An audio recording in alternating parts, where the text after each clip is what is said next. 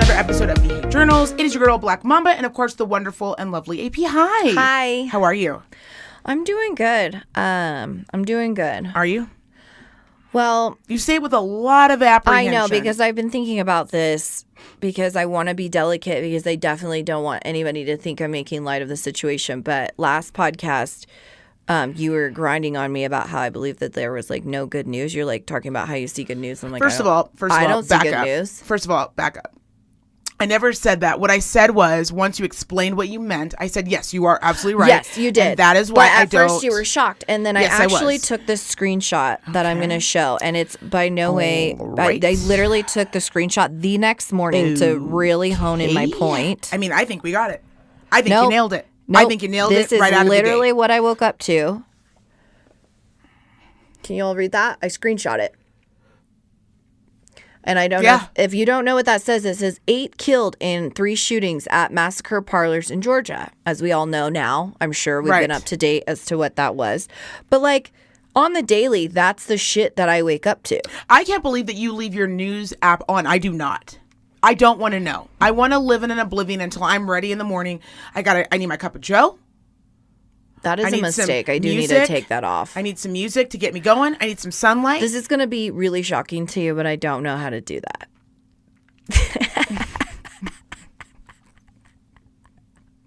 I like that you're torturing yourself. I just thought that was how it was. Literally, no one asked you to do this, and you're like, you know what? I'm going to do this every morning. But I thought that's how it was. No, ma'am. Well, I don't know about any news until I get to work, the place where I want to let out all of my emotions. Like, talking about it, yeah. Yeah.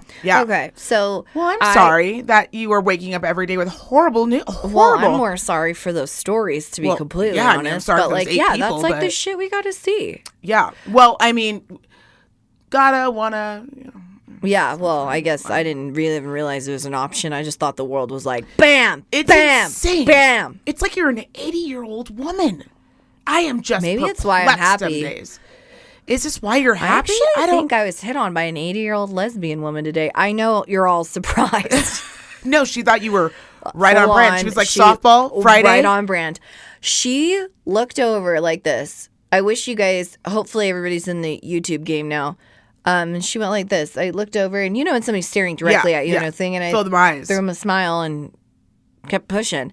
And then I was like, looked over again. You know when someone's clearly still staring at you? Yeah, they're like, hey, bitch. Oh, no. She gave me a full What'd it be? What she up? gave me the what up. She had a giant Harley Davidson sticker right on the side of her vehicle. Tell Ian he better act right. I act right because Mom still got it. Okay? Because I'll tell you what. It's coming from here. It's coming from here. Yeah, where isn't it coming from? Where is it not coming from? I think that's more important. How was your day? Make this joke a lot, but I am dead ass serious. So I spent my morning being Tim the Toolman Taylor. There was a lot of things at work. You know when you're like, okay, I've got a few hours this morning. This shit needs to get done. Like, I don't like the way this looks. I don't like the way this looks. Yes. I don't know why this table's here. That never made sense. Yes. That is how I spent my morning.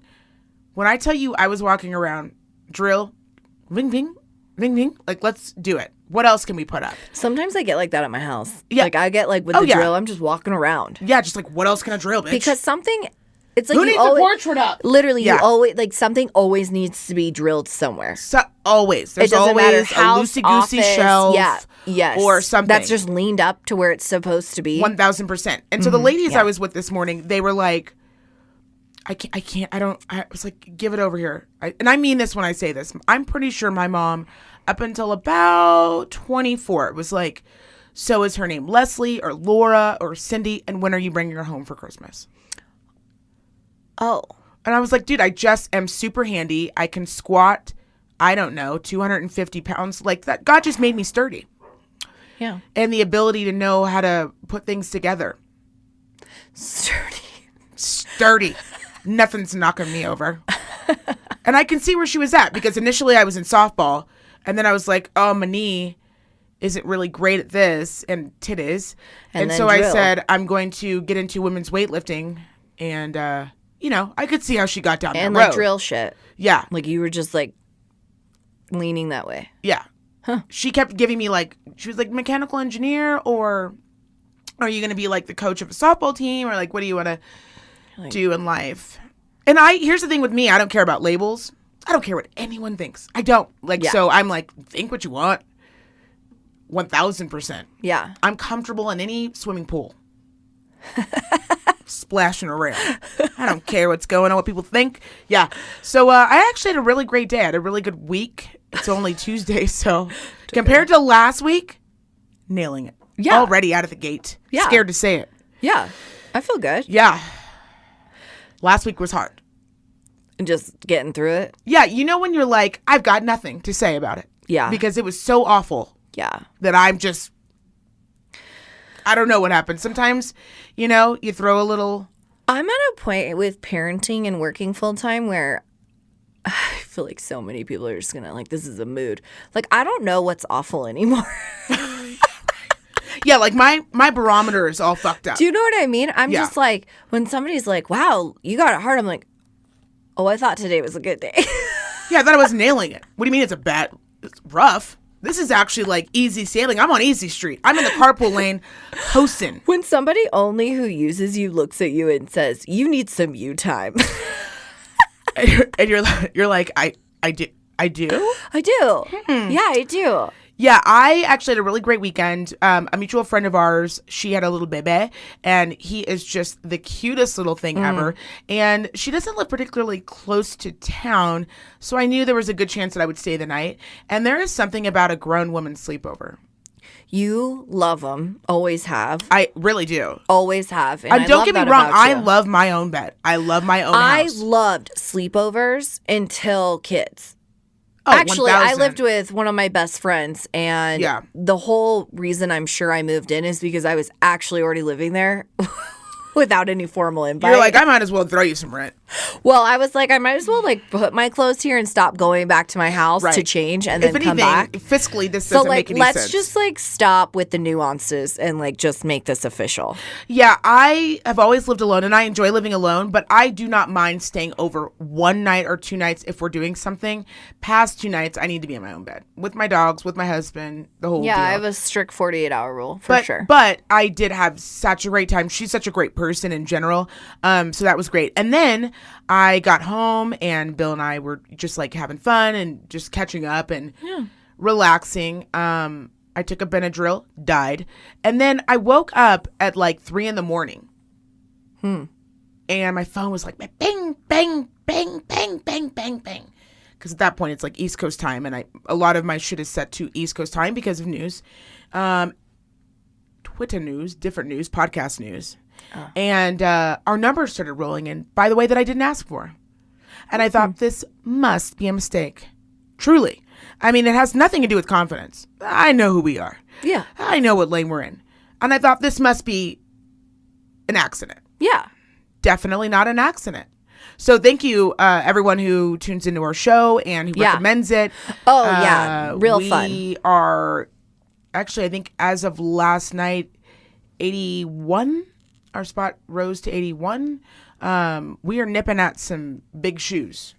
And you guys can clearly see with all the cameras, but if you really knew how this dog and pony show went down. Guys, it's a real grassroots operation, as I like to keep. Grassroots, as I like to say. Like I set it down and cross my fingers. I love when I doubt, not that I ever doubt Alex. I mean, I've spent many a night hanging out with her and we chit chat. We've done this for a decade. Like what we're doing for you guys, we've done for a decade. So by no means does it, but it's always surprising though, coming from like a humility standpoint, honestly, you guys, it is very overwhelming to see that apparently people like to kick it. They just like to kick it old school. They like to kick it old school. And it's kind of cool to know that. So we'll keep this shitstorm up if you guys keep sailing. You know what I'm saying? Yeah, we really do appreciate it. The subscribing obviously means so much. I mean, it's why we're doing it, honestly, or else we would just be at a bar meeting for happy hour. 1,000%. And I just want you guys to know. Which always happens. We always have one clinger on her that overhears our conversation is like, these girls know what's up. Mm-hmm. Yeah, so it was really a great surprise, which is why I shared it. I definitely wasn't being braggadocious, but for sure I was like... Oh, I am. I'm fucking... I want to be so cocky, but Alex does all the work, so it's really hard. But I should say, this is like something that I thoroughly enjoy doing. Do you think I bring charisma? You bring a lot. You actually bring a lot, because I tell people all the time. Somebody asked me after BZ left the show, and she's going to be on in August when you're gone on vacation. Yes. And someone asked me, why didn't you replace her? Why didn't you get a third person? And the reason why we never got a third person was for a very specific reason. One, the plan was always going to be these 3 individuals, but if one of those individuals was no longer going to be on this podcast, that was okay. Me saying it or replacing that person then says you're replaceable. And some comedy, some humor, some just charisma, this. Yeah. You cannot just get another person in it to do that. Yeah. And I'm very aware of that. And I never wanted our audience to think like, we'll just throw any warm body in there and I'll just talk in their face. Well, that's not a thing I feel like you're saying it in a really nice way, but here's the reality of the situation. When you start a podcast or something, you really do need that camaraderie. And it's actually hard to find. I mean, me and Britt went back way, way far. And we never had that close relationship in high school, but it was definitely like a common respect, like, hey, how are you? Yeah. And then obviously jumping into adulthood, getting to know each other, we 100% were like, when you have that deep relationship with somebody where you're like, oh, you're gonna fuck with this person. Yeah. You guys are going to mind melt. It's gonna be beautiful. But that takes years to nail down. And I mean years. Yes. I mean, I can't tell you how many drunken or sober, mainly drunken, starting sober, then drunken, conversations Alex and I have had to the point where she came to me and she's like, I think we could really do this. I think we could do this and be successful. We both enjoy indulging ourselves in obviously some specific information. So, no, if that was ever a question, which I've never been asked personally, but no, you guys, it was always going to be this very specific dynamic to deliver a very specific show for you. Yeah, and doing a podcast is very much like going to the gym. You know, it's like 1 hour a week, sometimes a little bit over. And it's really only okay once you get there. That's it. You're like, fuck, we got to record all tonight. Day. Okay, I'm gonna. Especially Black Mamba and I have very particular schedules. We each work very long hours on our work days. So, and we both have families. And then we'd also enjoy a smidgen of social life after that. And recording and doing it, watching our numbers go the way they are, it's just really reassuring. Same like on the scale, right? You know, when you've been in the gym and you're about to lose hope, and then you jump on that scale. You're like, I'm a piece of shit. And all of a sudden, you're like 7 pounds lighter. You're like, oh, you're a bad bitch. You're like, you know what? I'm going back out there. Right. And why whenever you lose like 2 pounds, you're like, where's that swimsuit?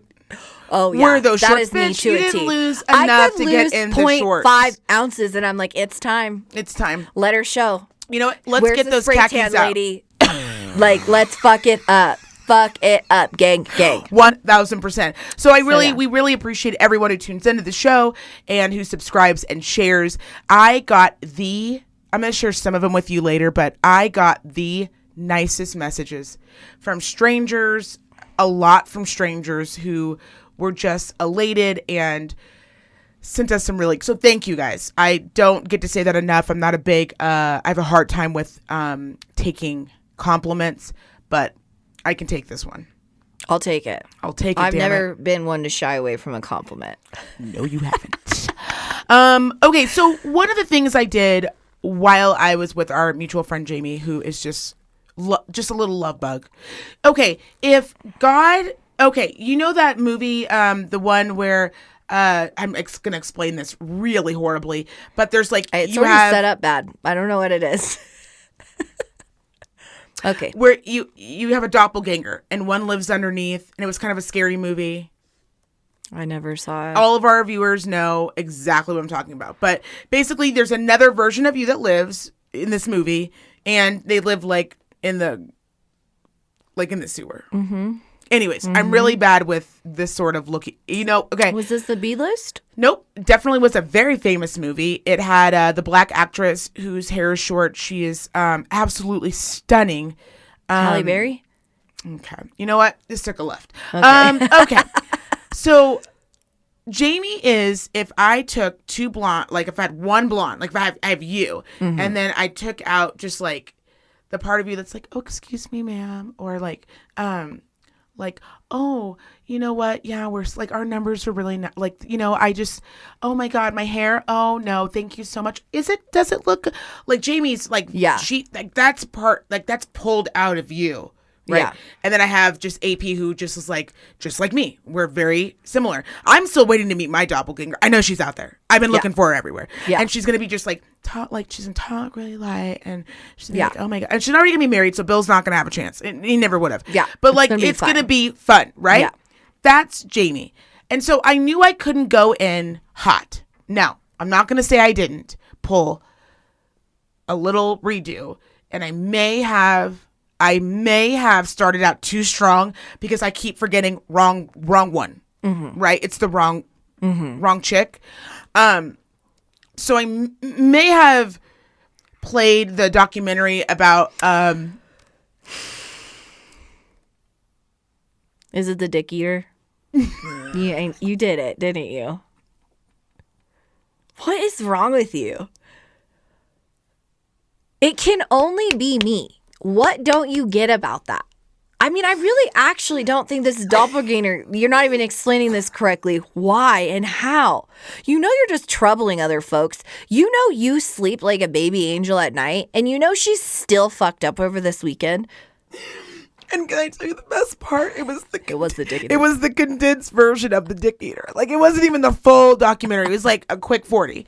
Like, we were in and out in 30 to 40. How do you even manage? You know where?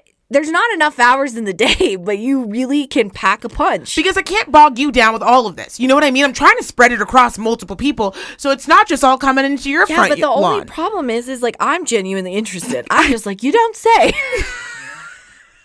Whereas you're like fucking other people up. Like, other people's lives are better before that information. Like, they could truthfully say my life was better not knowing that. Whereas mine, you know, you lit me up. Yeah, she gave that appropriate response. She was just like, real quiet. Real way to wrap a party up. She was. And did you guys go to bed after that? Because then I did give her the remote. And then she was like, okay, she put on The Office. She's like, let's find something a little lighter.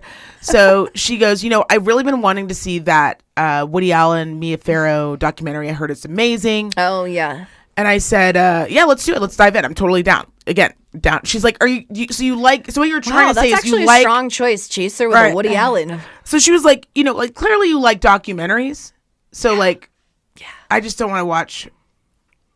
So we started that documentary, and so even growing up, my mother always told me about Woody Allen. She was like, we will never watch a movie. And I think I've told the viewers before, I came from a big family of movies. We love movie buffs.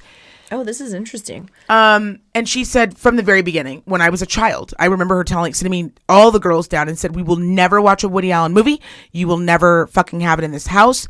And I would have been around 10 years old, right around the time that he married his stepdaughter. So I knew right off the bat. I've never watched any of his movies.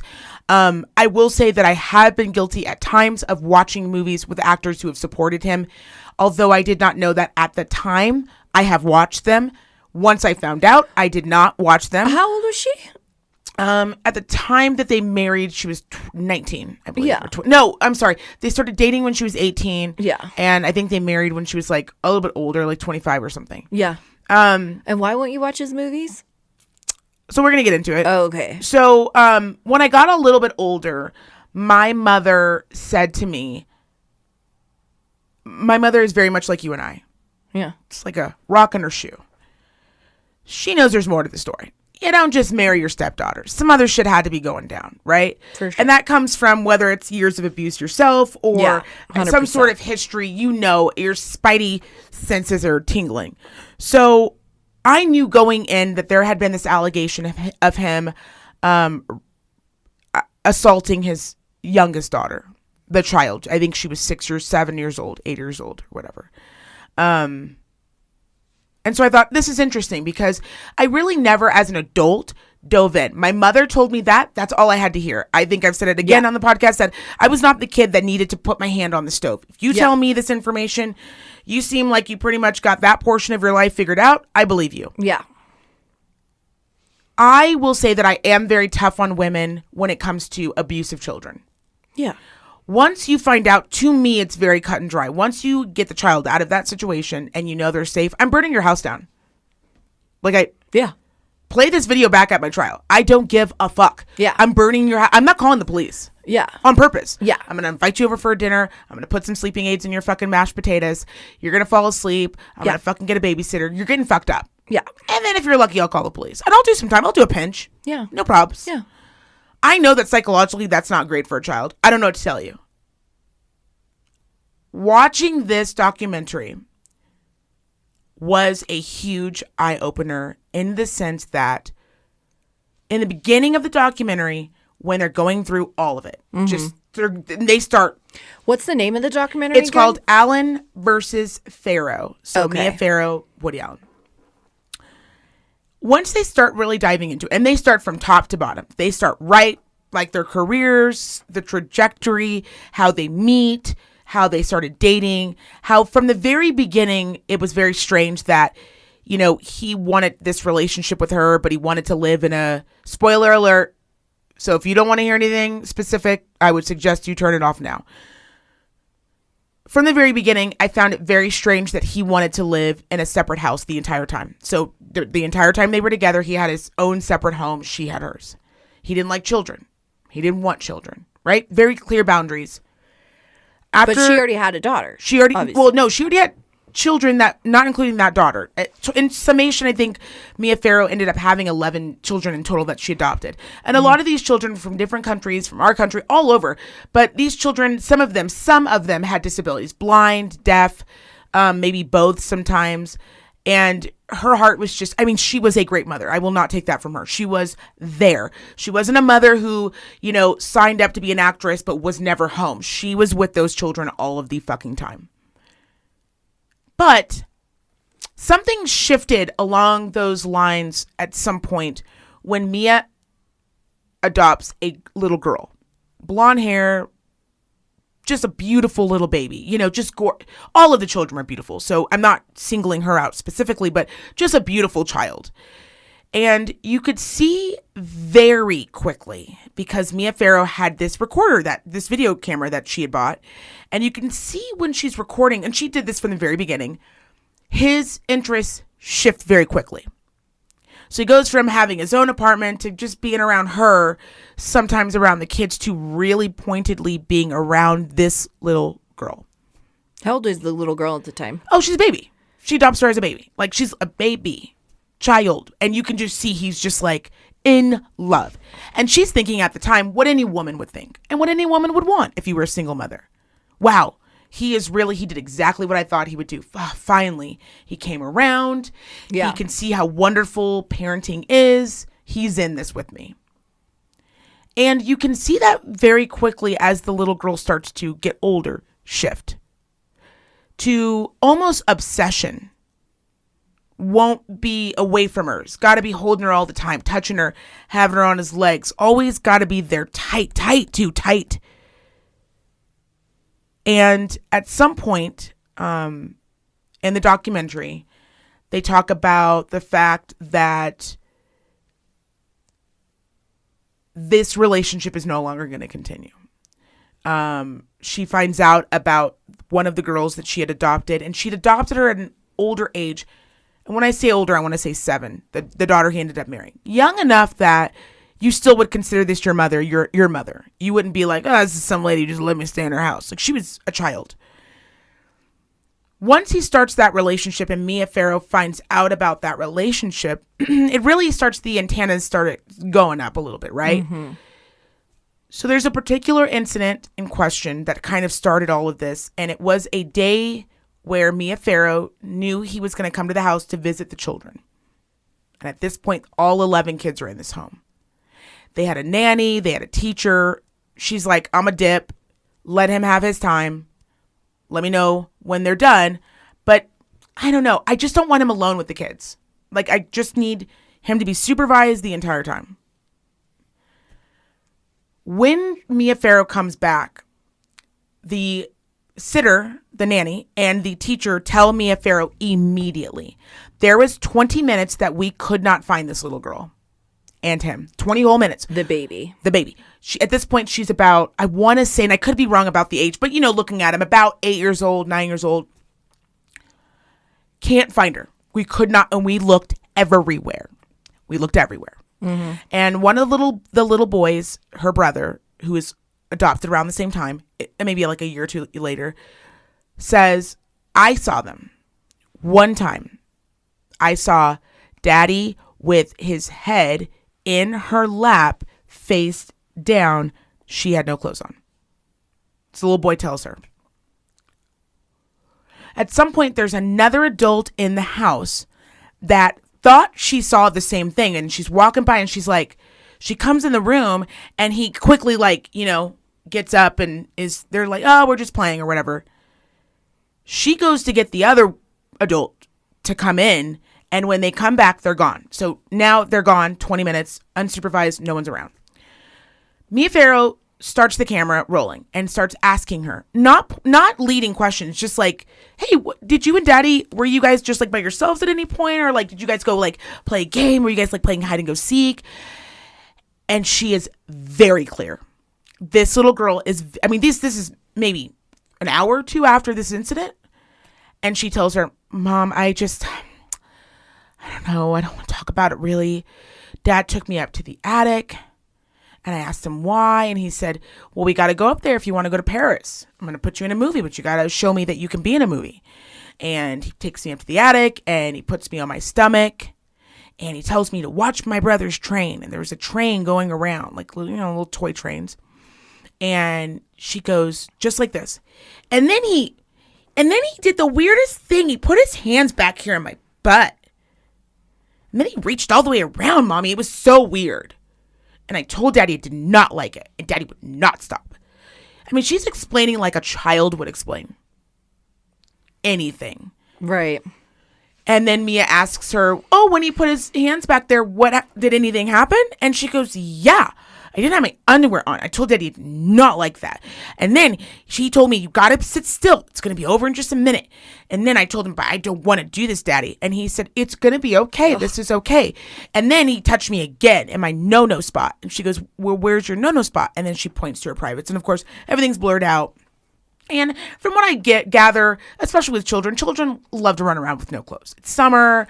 They're running around. Yeah. And you could see, especially at that age, children aren't developing breasts yet. They haven't hit puberty. So, you're running around without your top on. It's not the weirdest thing you've ever seen. Yeah. And the two nannies were obviously females. I shouldn't say obviously. They were females. And so, over the course of 3 days, Mia keeps the recorder around, but does not press her. But when she starts to talk about it, she starts to record. Yeah. So the first thing she does is takes her to the doctor. They check her out. And it kind of goes from there. And he immediately reports. The doctor immediately was convinced. He was like, no questions. Yep. This wasn't a leading situation. This wasn't a UT. There's no way you taught her that. Yeah. This was too poignant. She knew exactly what happened. She tells the story every time as a child over and over and over again. And at one point in the video, she does tell her mom, she goes, I don't want to talk about it anymore. I don't. And you can feel that. And immediately Mia Farrow did do what every mom would do. And she was like, okay, we do not have to talk about it again. You did a great job. Thank you. You want to play or whatever, and she cuts the recorder off. The reason I bring this up is because I found it very interesting. There was a study that was done by a psychologist around that time, and he used the Woody Allen Mia Farrow case because of the interesting thing that happened next. Mia Farrow tells the doctor reports it. An investigation is launched. At the same time, Woody Allen obviously finds out about these charges, denies it, obviously, and then turns right back around and sues Mia Farrow for custody of, I believe, 4 of the children.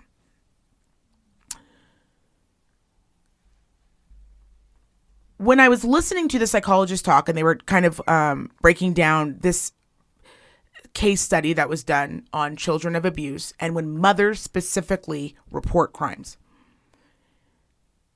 that over 80% of the time the husband will, or the partner will, file for full custody and get it. Because most men go to court and say, oh, she's hysterical. She's an overworked mom. She's mad at me. I had an affair. I mean, you name it. They're coming up with it. Right. And he went over how this happened systematically and how it's happened over a course of time.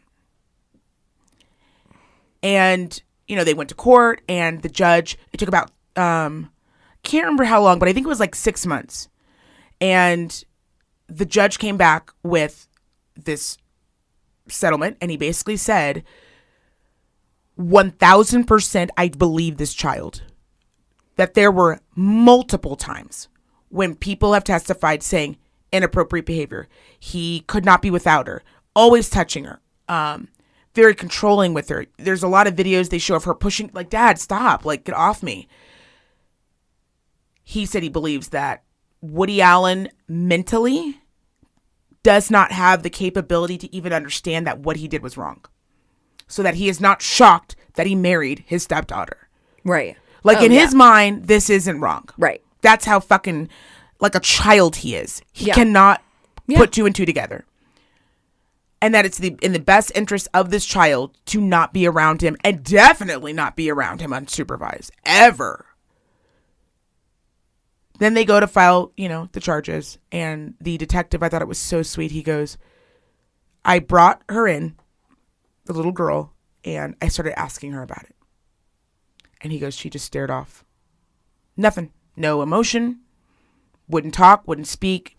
He goes, and in that moment, I realized that I would be doing her more harm by putting her on a stand. Yeah. And by making her answer these questions in front of people. And the fact that she more than likely would do what she's doing now, which is shut down 1000%, that guilt would eat her. Yeah. And I told her mother then, and I meant it, if at any point she wants to come to me in a few years when she's an adult and ask me why I did what I did, I will tell her without a doubt. And if at any point she decides to change her mind, we will do that. Yeah. So at some point in the documentary, you know, you meet the adult version of her and she is like very poignant. She's like, nope, this happened. And you know, they kind of go through the whole like A-lister thing. People were willing to believe rumors. He hired this great machine who, you know, put out all these stories about how actually the judge cited that he wasn't wrong and that he should have custody and that he did nothing wrong. And just so much bullshit, so many lies. And the way the documentary actually ended was really great. And I'm really glad they did it. And then she talked about the daughter talked about the Me Too movement and why it was it was so important for her. Yeah. Because she was able to then write this piece that was taken for the first time, she said, seriously, for the first fucking time in 2 decades, finally people were sitting down and actually hearing her story about this assault. Yeah. And it made me really think about just women in general and about the story of a woman, the story of women, right? Oh, yeah. And for so many years, whether it be rape, you know, to the point where we have to yell out fire or whatever bullshit it is, whether it be being molested starting at a child all the way up to rape, all the way up to, you know, being abused by a husband and no one believing you until they fucking kill you. And then even if you kill them, you're still going to do time. Right. Doesn't matter how many times he was beating you in the face every day. And it really just made me dive deep into, and it didn't make me angry. It just made me look at women as a whole. Yeah. How are men still here? Because we are clearly the stronger group. Clearly. Yeah. Take race out of it. Take all of that out. Across the globe, women from infants. 100%. We don't even get to experience infancy without it being this weird sexual fucking predators that are out there. Yeah. And it's all the way dink, dink. Yeah. You're going to look forward to it when you're in high school, and we've all been there. We had a teacher who looked at you inappropriately. I wish. Maybe rubbed you. One time. That was it. I'm sorry. But how many times do you hear about, young No, girls seriously, and yeah. teachers? Seriously. I know for a fact I had multiple teachers that were a little too interested in the girls in their basketball team, or a little too interested in the girls in the soccer team. Just like where you're as a woman, Yeah. And then it's like it follows us all through. And we just keep fucking taking it. Yeah. And we allow men to tell us what we can do in Congress, when we can be president, when we can go outside, what we can fucking wear, what's inappropriate, what's not inappropriate, what's ladylike, what's not ladylike. We didn't start these rules, by the way. We did not start any of these rules. Oh, yeah. These were all pushed on us by fucking men. And this isn't about me bashing men, but it is me saying, how are they still here? So I'm going to piggyback on that because I've had a really fascinating thought. Please. I need to do more research on this. But I watched, and this goes along with women, all the way to slaves, all the way to natives. You guys, the connection, just hang on with me. I watched The Last Kingdom of Pirates, The Lost Kingdom of Pirates on Netflix. You guys, 10 out of 10 documentary series. Lost Kingdom of Pirates. It really just goes over the quick golden era of pirates, but it's a very provocative documentary. And they talk about a pirate named Anne Bonny. She is a actual badass. Just a badass. Just, you guys, Top like to bottom. a fucking T to B. T to B. And at one point, her lover is they are actually in love. She's married to another guy because she don't give a fuck, Right? But she's married to another guy, and they're trying to get out legitimately. So back then, when you couldn't divorce for, like, poor people couldn't get divorced. Like, actually, wealthy men and women could actually get divorced and remarried fairly easily because they could just do that. Poor people did not. It's obviously religion, number one, but two, it's just a lot of layers. And Calico Jack and her were very romantic, and he comes to her husband to buy her out of the marriage, which is how they used to do it. Right. So this guy gets all offended and tells another guy, once this whole, you'll have to watch it, but basically they get cornered into a situation where Calico Jack is going to have to beat her publicly. So this man, it was definitely an awakening for me as well. This man, and it really goes into slavery too, so I'm going to see how this ties in. This woman, she wasn't even a part of the transaction. Another man brought a sack of booty to another man, and he said, listen, I want to buy Anne off you. This guy gets offended with this guy. He goes to the governor of this town and says, this dude's trying to make fucking cuckold out of me. True. I'm sure she's into some freakish shit. Yeah. That's not the point. Shit. Right. And instead of punishing the man, right. Because I feel like if I offer to buy Bill from you, like, I offended you. If Bill's just off on the side, like, maybe she'll take him, maybe she won't. Right. Well, I guess we'll see what happens. And neither of the men are held responsible. Maybe the lacking of husband, and then the lover who is obviously having an affair, right? With a clearly married woman. The woman was to be publicly beaten. And not only was she to be publicly beaten, the punishment for the guy who was trying to buy her was that he was actually going to have to do the beating.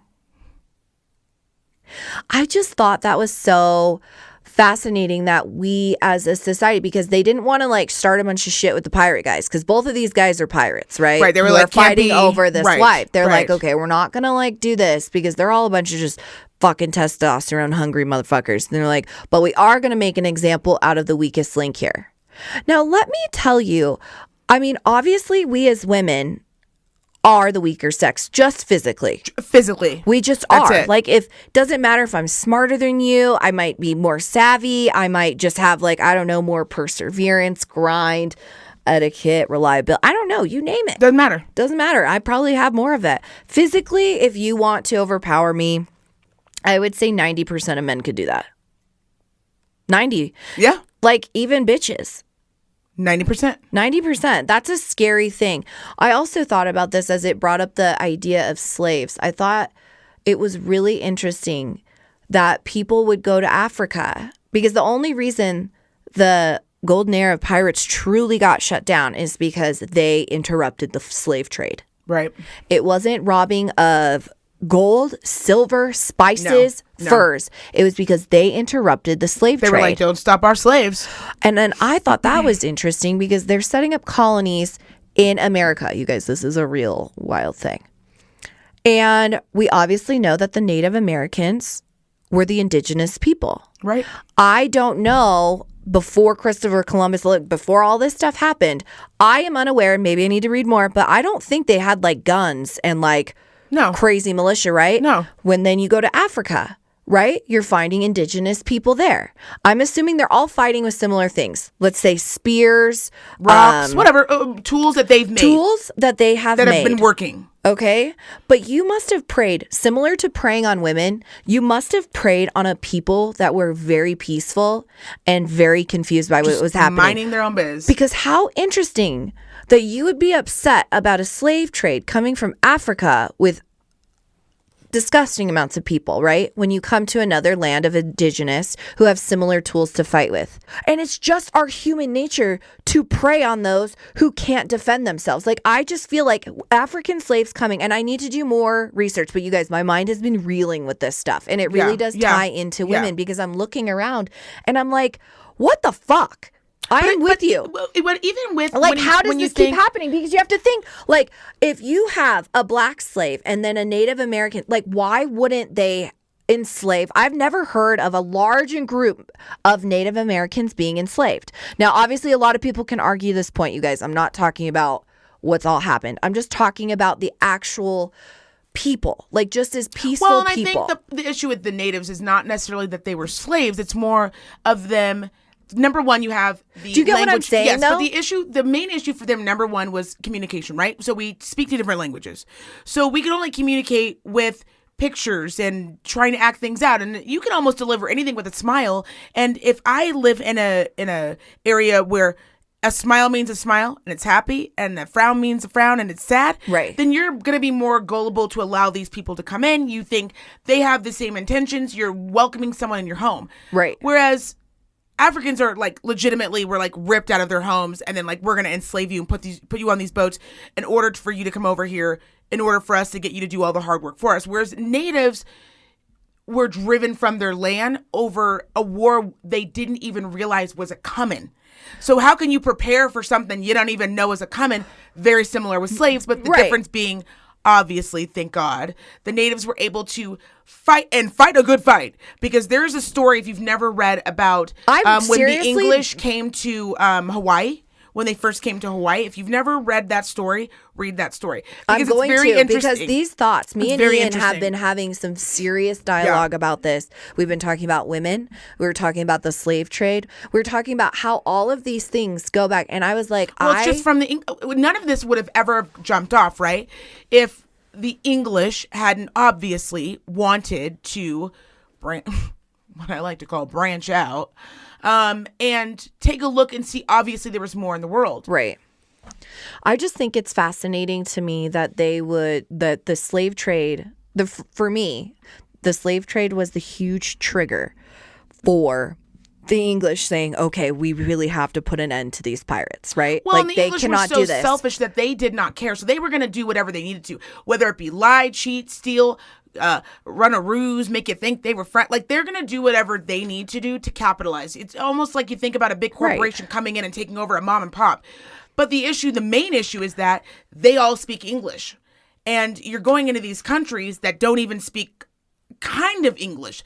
They speak whatever native shit they've got going on. Right. And so you already have a disadvantage. They already have a disadvantage because they don't know the intention, obviously. Yeah. And they are thinking, it's cool guys, it's cool outfits. I drew the conclusion is when you went to Africa, right? Yeah. These people. And obviously it was very violent with guns and being ripped away from your homes. But I have to think that you are even twice as disgusting as a human. I already knew you were. Right. But like, you're actually adding on a layer, because I just find that in order to take these people in these masses, and it's not like some of them didn't fight back, of course, right? Of course, right. But like, overall, you had to be coming into an extremely peaceful people. Correct. Minding their own business. You guys, I promise you, I have lit a fire of interest so deeply under my own ass that I am diving into this because I'm just so fascinated by how this happened, and then coming to another indigenous people in the US, in North America, and what the difference was, how it was easier to ship people from an entire different continent to a different continent. Right? Because you know what you should find more Isn't interesting? that interesting though? No, you know what's more interesting?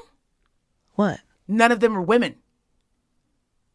You don't see women jumping on fucking boats going over to other countries. No, this is what I'm saying. That's what I'm saying. It ties in to it's all always men. preying It's on all the weaker men. men. Even Yes. men will prey on weaker men. You guys, it is men just preying on men, which I think is a lot of. That's like how it goes. Isn't So that obviously wild? we can get you guys, into a lot really, of. No, but we're obviously unpacking we it. can get into a lot of like the race issues and the reasons why things were done. We can get into that. That's much deeper. But I know we got a lot of ultimately- topics. I'm going to circle ultimately- back to this at some point. ultimately, Not though, today, you in have general. to think that a group of Englishmen were hanging out, and they were like, "Oh my god, we're so bored of like taking advantage of these women, and we're so tired of taking advantage of like the people here. Like they all caught on already. Yeah. Oh, we've taken all the money we can. We've taken it all. I know we like got this thing with like Ireland, and we were like we're over, and I know, but like it's just not fun anymore.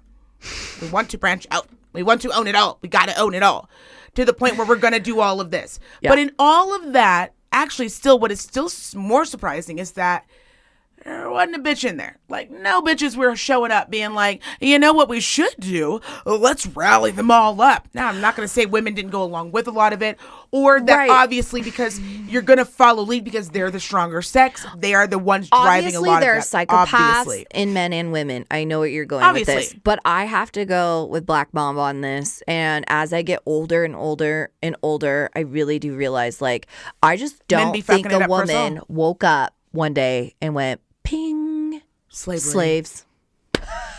You know I what we just don't have think enough a woman of? did that. Here's my ultimate problem. My issue is still with women.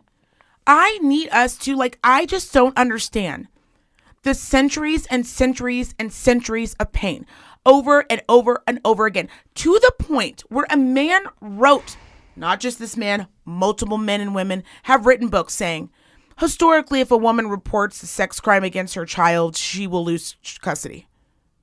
Wow, we really full circled there. Historically, That was amazing. if a woman tries to at all say that there was any sort of like allegations of beating at all, I was actually they're gonna lose their fucking child. the fact that as women we are allowing this to happen. We are allowing it. We are allowing it. We know it happens. They've written books. We've read the books. We watched the documentaries. And then what? So, you know, it's crazy that we are talking about this because I don't get it. I don't either. As women, I don't get what the fuck we're doing. I hate the fact that I have to warn Keek and go, okay, so like it gonna be tough out in this world. Like you already knew that. Life is tough. There's shirts that say it and fucking mugs and everyone's wearing their fucking yoga pin. Life is hard, but drink a latte. Fuck off, dude. What the fuck are we doing? Which I've always said, I've always stood by, but truly, the fact that we keep flipping on the TV, watching this bullshit, and never changing it. When I hear a man, as women, we can talk about Me Too. As women, we can dive into it. I can tell you how I feel. I can tell you what is going through my mind. I can even tell you and go, you know what? This, and I've said it before, all of the women who have come forward, all of the women who have put their careers, their livelihoods, their lives they're currently living in jeopardy in order to fucking blow a whistle on this motherfucker. Yeah. Fucking kudos, bitch. The bitch in the way back who is fucking it up for the rest of us. Shut the fuck up. Like I am over your you had time. You've had the time. You had the opportunity. You've been out here thriving and surviving and you have chose up until now not to say a fucking word. Now you're going to be like, "Well, he grazed my butt." Shut the fuck up. This woman over here was dealing with years and years and years and years of rape and fucking torture and mental and physical and all of it. Yeah. And at what point as women are we going to all get together and stop fighting over who's prettier and like whose lips are better and like who's going to marry the richer one and like how big is your house and are your kids going to like this private school? What the fuck are we doing? I know. It's actually crazy. I read a What are we quote doing? recently and it just said, imagine if women woke up and decided they liked their bodies.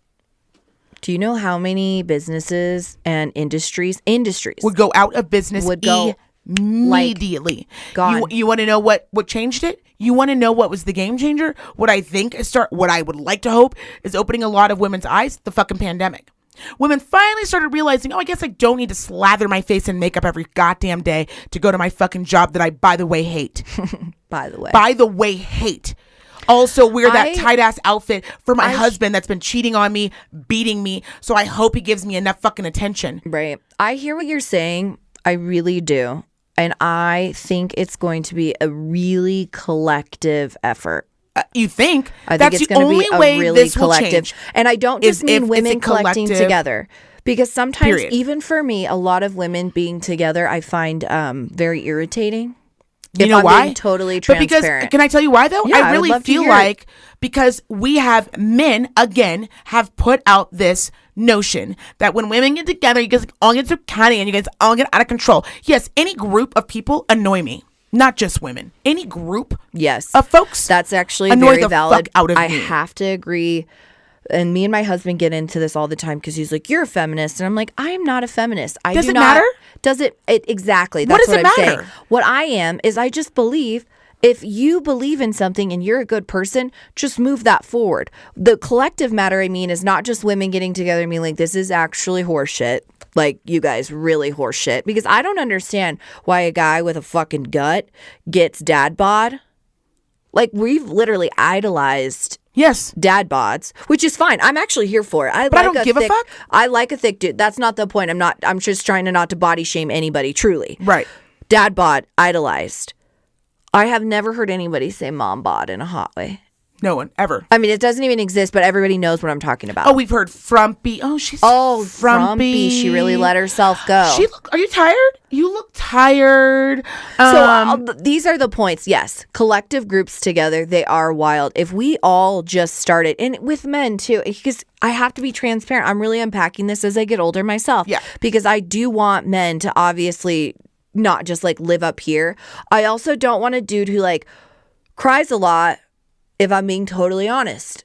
Right, but I don't care. At the end of the day, for me, the larger point is if you decide to leave Ian tomorrow. Yeah. Hits you in the boom. Pow. Yeah. You leave Ian. Yeah. Ian now has your kids? Right. I don't give you have a dad bod, stick up for us, don't stick up for us. Right. Like, what as a group of women across the world, the fuck are we doing? Yeah. That we are allowing those case studies judicial speak for themselves. System that we pay into, that we sit on those juries and we're just like, I can't believe it. We have over time, for centuries and decades, and we just keep putting them out. We just keep putting out more. Let's give more women. Let's put out more to just take the abuse and take it and take it and take it. All of it, top to bottom. Whether it be the way we wear our hair, when we have kids, how fast we're supposed to lose weight, how much food we're supposed to be eating. Let's count them calories. Let's get them steps. Let's wear them heels. What's the next fad? As women, we actually have the ability to shut it down. It's so not true. In a year, yeah. Not in right now. Yeah. We have the ability as a collective to go, you know what? No, I won't buy your $200 fucking jeans. No, I won't keep fucking buying labels from fucking men who historically have abused women. I won't keep watching movies. I won't keep. What the fuck are we doing? That we are letting children be ripped from our arms and put into their predators, even though we know. And you have these women out there. You should have seen these women. I mean, God bless them. They were out there chanting, being like, telling their stories, being like, I'm a woman whose husband did this and my child got ripped away. Like, we as a group, and I get it. I'm a woman. Obviously, I'm a black woman. Trust me. No one gets it better. Yeah. But at what point are we going to stand up and say enough? One of us can't do it. Two of us, everyone collectively. And that doesn't mean you hate men. That doesn't mean you don't like men. I think they're the coolest. That's a Cher quote. But at what point are we going to go? Yeah. You know what, though? We love you. But as much as we love you and you can be the best dad in the world, we are not going to sit down any longer and allow any more of this behavior. We are going to change not the narrative. We're going to close this book and then we're going to open a new one. Yeah. Boop. And we're just going to start writing. It doesn't mean that you have to be a hardcore feminist and you're a lesbian and curl your hair up. It doesn't mean that you wear Birkenstocks. And it doesn't mean you wear Birkenstocks. That's not the point. And I love a good Birkenstock. Me too, actually. I love a good Birk. I've turned a corner. I know exactly what you're saying. You know what I mean? And I do. And I really do believe, and this could be the internal optimist in me, I really do think that, and I mean this in the most loving, uplifting way, they're dying out, you guys. Men? Yeah. And these principles. I hope they are dying out. I think that the fact that it's happening slowly. I know what you're saying. From 1993 to 2021 to hear about the entire, and I'm not joking. I have my mother told me when I was a kid. And when I tell you, I thought I was crazy. When I was watching it, I was like, how have I, and her own brother said, I Googled and I found out the same information everyone right now watching knew. And it wasn't until I dove deeper as an adult that I actually had to call my sister and apologize to her. Because I was like, why are you still talking about this? Like, let's move on with our lives. Why are you still bringing this up? And she's like, bro, I'm still bringing it up because there's no fucking justice. People are out there clapping for him, watching his goddamn movies. Like, what the fuck? Like, do it if you want, but know all the information. Totally. And I am telling you right now. And then it is wild. And I just hope as women, be a little easier on another woman. Be a little easier on that mother. Be a little bit easier. Step up to the fucking plate. If you are a woman who is if you want to run for whatever, get out there. If you've been thinking, seriously, we need women who are going, and it's not just about saying women are always right. That's not what I'm saying. But I'm saying we should not live in a world where a little girl gets sodomized by a grown fucking man. Yeah. And we make it the mother's goddamn problem. There should have never have been any of. Yeah. Yeah. I know.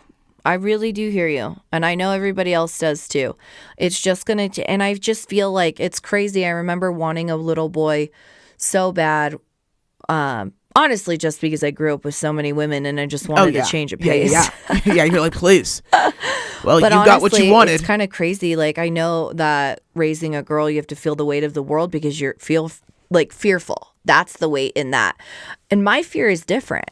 Like, my job in raising these two boys is to make sure that this doesn't happen. Right.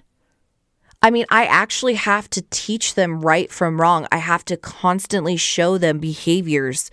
Their father has to constantly show them behaviors because I could raise a son. I remember always thinking it was bizarre, and it drives me nuts when chicks say this, like, oh, I'm never going to accept his girl, because immediately you're putting in his head that no woman but you is good enough for him. So then you're going to treat everyone like shit. It's actually going to fuck you over because he's just going to use and abuse you. Right? Your mom. That's actually what you're there for. Right. But instead you're putting this super sexy tang on it to where now he's not only going to fuck you over, he's going to fuck all of them over. I mean. And you don't also want to raise a son who's not going to stand up and go, hold on a minute now. Now, wait, hold on. Now, what'd you say? What did you say he did? And I went back. It's giving me chills. I actually went back. I read and I don't want to ruin it for anyone. I would bring it up now and we'll talk about it later. But do watch the documentary. It's a 4-part series. I mean, I was in it. I was like a baby on the couch falling asleep. And Jamie was like, okay, Pumpkin, let's go to bed. And I said to her the next morning, she goes, how you doing? I go, oh, I got my second wind and almost basically finished it. I got my second wind at like 2 a.m. It was like, I got to watch the rest of this. But I also went and did a bunch of research on the psychiatrist who had written that report about women. I read the whole fucking thing and I was just like floored. I mean, the statistics, and that was in 1993. So you can only imagine. And yes, we have gotten better. And I have said that, my body type was never appreciated or loved until the Kardashians got a big old fat ass. And the fact that I ever for a moment questioned how fucking beautiful I was, for a moment that I questioned what I brought to the table, how spectacular God had made me all on his own. All on his own. Mm-hmm. That I ever questioned that because I was worried about what a man thought of me. Even though I knew who I was. And I've said it before. My husband makes fun of me when we first got together. He used to say, "You do not lack in confidence." And I said, "That's actually not true. I just know I'm a bad bitch. There's a difference." Well, and I think for people like me and you who are traditionally not like, a 90-pound. I mean, I don't even remember a cognitive time when I weighed 90 No, pounds. I don't ever remember getting... Do you know what I mean by that? Yeah, I don't ever people remember. Who are like, wish I could get back to the 120. I'm like, there was 120? no... I don't remember. I literally I was not of age to remember like... The scale. The scale at that. Oh, 120. That's a goal. Yeah. With that being said, you're already in a predisposition to believe that you're not like other girls or the prime example of what other girls look like. Right. And so I think you do two things. Either become hypersexual to try and please other people, or you become hilarious and mean. Definitely took that route. Because I at least still, thank God from parents, I really did. I always had a deep self-worth. Yes. I'm sure that is nature and nurture. I think I was truly born with it because I love my sisters and sometimes I find them lacking in that and it breaks my heart. We came from the same stock. I know that they were loved the same and it's just sometimes switches you're go born on with a and certain some go off. Yeah. But I can say that like I don't want to say trained, but you know what I mean? Like, they were like, you got this. And I was like, I fucking got this. Yes. Right? And 1000%. so I was like, okay, I'm not going to be giving up the booty for free because frankly, I'm not even interested yet. Right. And I don't want to take that route. So I guess I'm going to just have to kill him with the words. I'm going to have to just crush it with wit and humor. And it got super hot on the way up. Hey-yo. Blow ups. Yeah, I think that's why I didn't have sex until I was in my 20s, just because it wasn't that I didn't want to have sex. It wasn't that I was scared of sex at all. Totally. It was actually the opposite. The reason that I didn't was because it was mine. Mm-hmm. My first sexual experience, I didn't have sex again for 2 years after that. And I'm so grateful that it actually worked out that way. Yeah. Because that first time around, I was like, oh my God, fucking never again. I mean, your story was pretty awful, so...